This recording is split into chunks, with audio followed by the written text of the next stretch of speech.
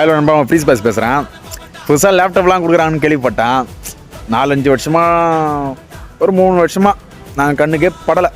ஆனால் இப்போ மட்டும் பட்டோம். மக்கள் பாவம், ஐயோ மாணவர்கள்லாம் பாதிக்கப்பட போகிறாங்க, சீக்கிரம் ஒரு லேப்டாப்பு கொடுங்க அப்படின்ட்டு ஒரு லேப்டாப்பை ரெடி பண்ணி கொடுத்துட்டீங்க. அதுக்கப்புறம் ஐயோ மகளிர்லாம் பாவம் பொங்கல் நல்லா கொண்டாடணும் அப்படின்னு ஒரு 3000 கொடுத்துட்டீங்க.